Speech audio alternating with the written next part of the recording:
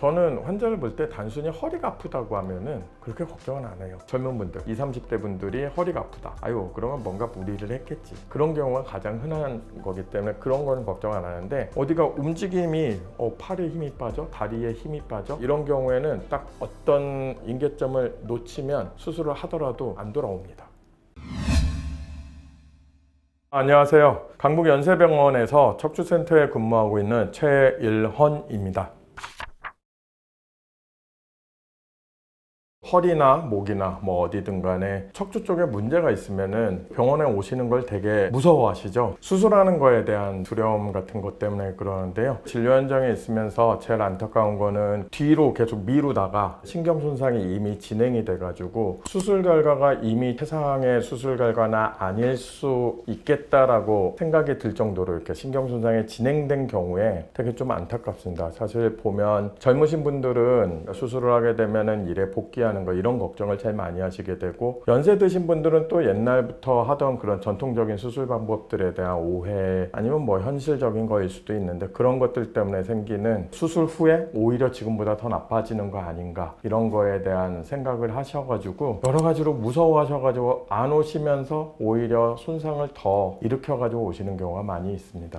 의학이라는 거는 정체되어 있는 건 아니에요. 항상 정답이 하나로 고정되어 있지 않습니다. 그래서 나날이 발전하고 있고 결과도 좋고 환자분도 편할 수 있는 방법들이 많이 개발이 되고 있습니다. 예를 들어서 전통적인 수술 방법, 이런 절개 수술 같은 경우는 집을 고치기 위해서 아예 벽을 허물고 새로 지어 올리는 그런 대공사였다고 생각한다면은, 최근에는 그렇게 하지는 않습니다. 그냥 딱 고장난 부분, 딱 그 부분만 확인해 가지고 그 부분만 싹 이렇게 고쳐놓는, 굉장히 초정밀하게 이렇게 타겟팅을 해서 하는 수술을 하거든요. 그렇기 때문에 압도적인 회복 속도의 차이와 결과의 차이가 날 수밖에 없습니다. 일단 척추 환자분들이 병원을 오실 때 되게 무서워하는 것 중에 하나가 수술 권유를 당할까 봐 이런 걸 제일 무서워하게 되는데, 척추 수술은 안 할 수 있으면 안 하는 게 당연히 정답입니다. 수술이야 하고 싶어서 하는 사람도 없고 꼭 해야 되는 경우에만 하는 거고요. 대부분 초기 환자, 초기 디스크 아니면은 경미한 협착증 이런 경우에는 약만 제대로 들어간다면 괜찮아지는 경우도 많고, 주사나 시술 같은 것도 제한적으로 써가지고 생활의 질을 바꿀 수 있습니다. 당연히 이런 보존적인 치료가 기본이고, 그 다음에 이제 수술적인 치료로 넘어가게 되는데, 수술적인 치료도 방법은 여러 가지가 있어요. 예를 들어서 전통적인 절개 방식으로 하는 그런 수술이 꼭 필요한 경우가 당연히 있습니다. 집이 무너져 있으면은 당연히 새로 지어 올려야죠. 예를 들어서 척추가 이미 흔들리고 있다든지 어긋나 있다든지 아니면 휘어진 게 너무 심하다든지 이런 경우에는 열어서 하는 게 결과가 훨씬 좋습니다. 근데 그런 거 말고 어느 한 부분만 딱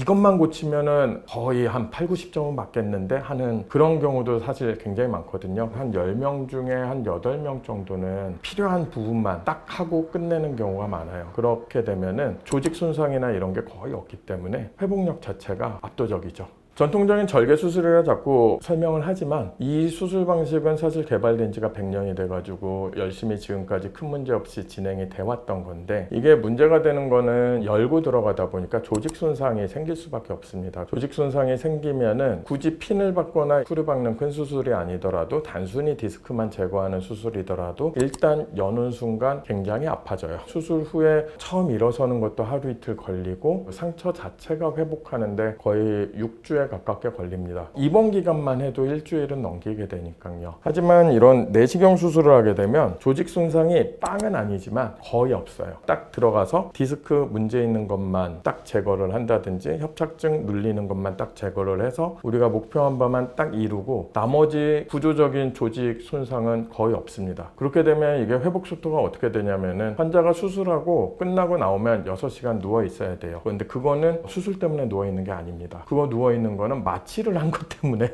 척추 마취든 부위 마취든 뭐 전신 마취하는 경우도 있지만 그런 것 때문에 한 6시간 누워있는 거고, 그 시간이 딱 지나가면 바로 일어나서 걷습니다. 당일 보행이 가능하고 다음 날에 이미 많이 좋아져서 핏줄 같은 거 빼고 MRI 확인하고 컨디션 괜찮으면 사실 다음 날 집에 가도 돼요. 집에 가도 되는데 불안하잖아요. 하루는 더 상황을 보고 수술하고 이틀째에 퇴원합니다. 그렇기 때문에 만약에 뭐 금요일쯤 수술을 하게 되면은 몸을 쓰시는 직업들은 일은 안 되지만 뭐 사무직이라든지 이런 정적인 일을 하시는 분들은 월요일 날 출근하시기도 합니다.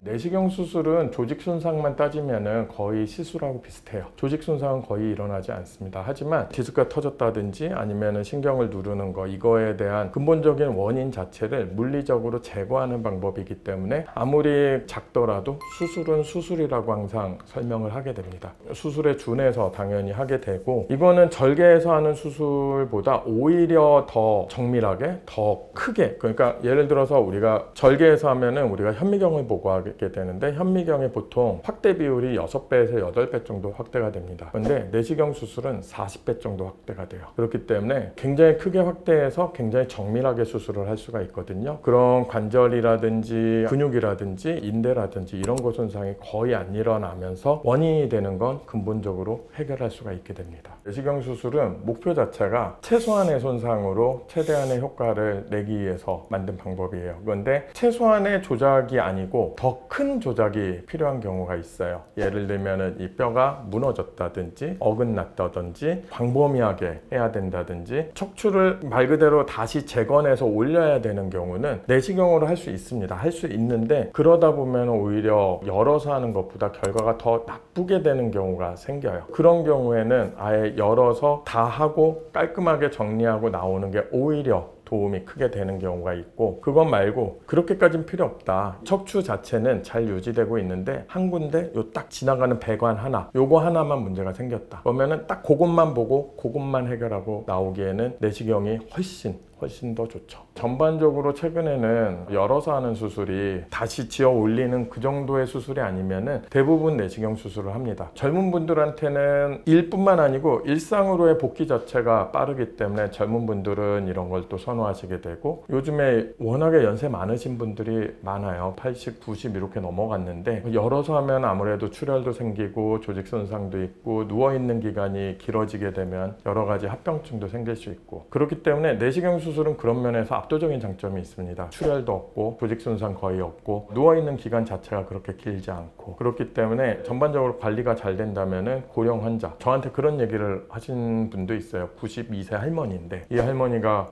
자기는 이 다리를 가지고는 못 산다, 오늘 단 하루를 살아도 다리를 뻗고 자고 싶다, 그렇게 얘기를 하시면은 사실 92세의 수술을 하지만 내시경 수술은 시도해 볼만 합니다. 충분히 설명을 하고 최대한 단시간에 최소한의 손상을 가지고 수술 시간을 최대한으로 압축해서 진행을 하면은 가능해요. 그렇기 때문에 초고령 환자에서도 그런 여러 가지 합병증을 줄이기 위해서도 많이 진행되고 있습니다. 척추 내시경 수술은 화면에 이 척추가 40배 정도 확대된 화면이 뜹니다. 이거는 2D예요. 2차원 영상을 보고, 눈은 여기를 보는데 우리 조작은 저 밑에서 해야 돼. 이게 눈으로 봐도 안 보이는 안에서 해야 됩니다. 구멍 안으로 들어가서 윈도우를 내는데 보통 6mm 정도 냅니다. 2mm나 1mm짜리 기구를 써서 그거를 조작하게 돼요. 그러다 보니까 오른손 왼손도 다 자유롭게 쓸 수 있으면 굉장히 수술이 편하게 되고, 이 안에서 굉장히 1, 2mm 차이로 움직이는 기구를 다뤄야 되기 때문에 이거는 숙련도가 연관이 될 수밖에 없죠. 처음에는 굉장히 버벅될 수밖에 없습니다. 근데 이게 충분히 지나가면은 훨씬 편해지고 훨씬 더 안정적으로 할 수 있게 됩니다.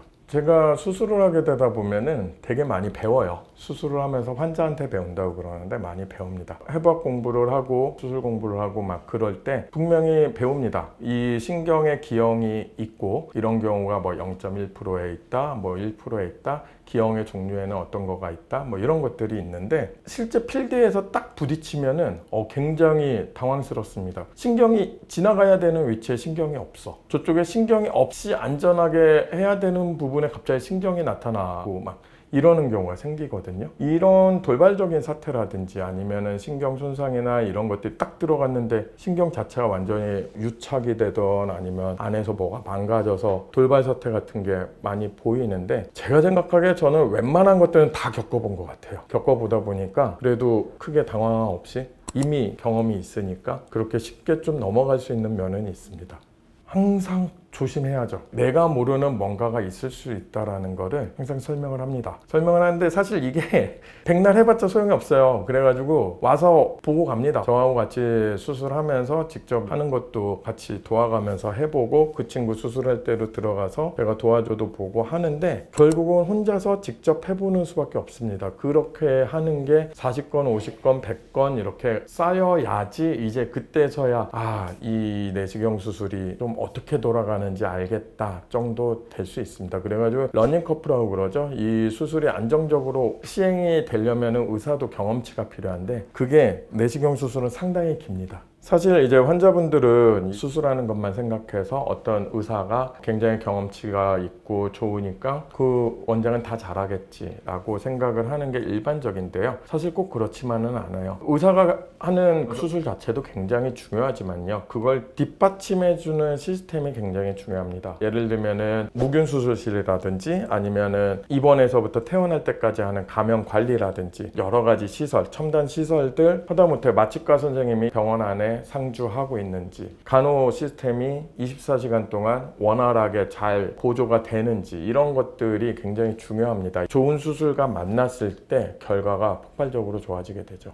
환자분이 병원을 선택할 때 수술을 어디서 할지를 선택할 때 가장 중요한 게 세 가지입니다. 하나는 의사가 이 수술을 진짜 잘하느냐 뭐 이런 거 그 정도는 아마 따지는 걸로 알고 있어요. 그 다음에 두 번째는 이 병원에서 치료 계획을 세울 때 예를 들면 꼭 수술만 권하는 병원이다 아니면은 뭐 이런 방법만 권하는 병원이다 이러면 안 돼요. 이게 체계적인 시스템이 있어서 합리적인 방법으로 치료 계획을 잡는 병원을 찾아야 됩니다. 그 다음에 세 번째는 이 병원 시스템 자체가 충분히 괜찮은가, 단순히 깨끗하고 새 거라는 게 아니고 이 시스템 자체가 원활하게 잘 되어 있느냐를 확인을 꼭 해봐야 됩니다. 보건복지부 인증, 그 다음에 관절척추 전문병원 지정, 이런 병원이 굉장히 흔하다고 생각하실 수도 있지만 굉장히 흔하지 않습니다. 예를 들어서 이 노원구나 이런 데에서는 거의 없어요. 대학병원들이 아니라면. 보건복지부 인증이라는 건 의료의 질이 적절한가에 대해서 수백 가지 항목을 검토를 하고 환자 안전 기준은 충분히 강화되어 있는지 이런 것들도 다 검토를 해서 이거에 대한 결과물이 인증입니다. 그렇기 때문에 보건복지부 인증, 관절척추 전문병원 지정 뭐 이런 것들은 어떤 걸 의미하냐면 거의 대학병원에 준하는 그런 환자 안전과 의료 질 관리를 하면서 대학병원처럼 그 몇 달씩 기다리면서 대기 기간이 지나가면서 골든타임을 놓칠 수도 있는데 대기 없는 그런 진료를 볼 수 있다라는 그런 얘기가 되겠죠. 저희가 병원에서 이쪽으로 해서 굉장히 많이 투자도 하고 덕분에 직원들이 고생도 많이 하고 있습니다. 통합간호간병이 뭐냐면 우리가 환자분이 입원을 할 때 환자분이야 당연히 수술에 대한 부담 때문에 생각이 많고 정신이 없죠. 그런데 보호자분들은 다른 것들을 걱정을 안 할 수가 없습니다. 첫 번째가 경제적인 거예요. 비용 문제가 되고 그 다음에 두 번째는 시간적인 거. 예를 들어서 아무리 간병인을 쓴다고 하더라도 본인이 왔다 갔다 해야 되는 이런 것들이 생기고 그 다음에 진짜 그걸 다 내서 돈과 시간을 투자를 했는데 그 다음에 또 걱정이 되는 게 내가 이 간병을 잘하고 있는 건 맞나? 이런 고민을 하게 됩니다. 저희는 보호자가 없는 병동을 전병동에서 운영을 하고 있어요. 그 얘기는 간병인 비용보다는 압도적으로 비용이 저렴할 겁니다. 보호자분이 면회 오셔가지고 보는 거야 상관없지만 내가 무조건 병원에 어떻게든 가까이 있어야 된다는 심리적인 시간적인 부담감에서 벗어날 수 있어요. 그래가지고 생업에 종사할 수 있고 저희가 그러다 보니까 간호간병 전담하시는 우리 팀원들은 항상 보는 게 이런 수술들만 보고 우리 병원에서 시행하는 수술들 여러 의사 선생님들의 재활치료가 굉장히 익숙하죠. 그러다 보니까 환자가 운동하는 거라든지 보행하는 방법 그 다음에 여러 가지 하면 안 되는 것들 감시하는 거 이런 것들이 24시간 동안 지속적인 모니터링이 가능하다는 의미가 됩니다. 그래서 아마 압도적으로 보호자분들한테는 편하게 될 거예요. 저는 환자를 볼 때 단순히 허리가 아프다고 하면은 그렇게 걱정은 안 해요. 연세 많으신 분들은 걱정을 합니다. 연세 많으신 분들은 뼈가 약해가지고 뼈가 깨져서 골절이 돼서 통증이 있는 경우가 있어가지고 연세 많으신 분들은 당연히 걱정하는데 젊은 분들 20, 30대 분들이 허리가 아프다. 아유 그러면 뭔가 무리를 했겠지. 그런 경우가 가장 흔한 거기 때문에 그런 거는 걱정 안 하는데 방사통 그러니까 다리 쪽으로 저리는 증상이 내려온다든지 걸을 때 종아리 같은 데가 막 터질 것 같고 이래가지고 걷는 게 굉장히 제한이 생긴다든지 어디가 움직임이 팔에 힘이 빠져, 다리에 힘이 빠져. 다리에 힘이 빠진다는 게 꼭 다리 전체가 아니더라도 발목 같은데 발가락 끝에 올라오는 게 양쪽 모양이 왜 다르지? 뭐 이럴 때가 있거든요. 이러면 확인을 해봐야 돼요. 왜냐하면 이런 경우에는 딱 어떤 인계점을 놓치면 수술을 하더라도 안 돌아옵니다. 그렇기 때문에 팔이나 다리 쪽으로 저리는 방사통, 마비 증상, 그 다음에 하지 파행, 걸을 때 다리 쪽이 막 이렇게 터질 것 같은 느낌이 있으면 병원을 꼭 오셔야 됩니다. 지금 이 환자분이 71세 남자 환자분, 집이 동해예요. 연세도 많으시고 그러시는데 이게 허리에 통증이 갑자기 오면서 다리 쪽으로 저려가지고 저린 정도가 아니고 힘이 꽤 빠져가지고 움직이질 못하셔가지고 끙끙대면서 근처 병원을 가셔서 약 먹고 주사 맞고 2번 맞다가 도저히 안 돼서 저희 병원으로 거의 누워서 실려 오셨거든요. 그런 치료는 하셨는데 MRI 한 번도 안 찍어 보신 거예요. MRI 찍어서 터진 거 확인하고 다리에 힘이 이미 많이 빠져 있어가지고 다리가 지탱이 안 되더라고요. 근데 한 발로는 못 걷잖아. 그러니까 그 상황이어가지고 바로 준비해가지고 응급수술 들어갔습니다. 그래서 월요일날 수술했고 수술했더니 그날 밤에 이제 살 것 같다고 그러시더니 다음날에 바로 고맙다는 얘기 나옵니다. 그 다음에 할 일 많다고 이틀째 동해로 다시 내려가셨어요. 제가 갈 때 엄청 경고했는데 말을 들을지는 모르겠어. 농사 지으셔야 된대.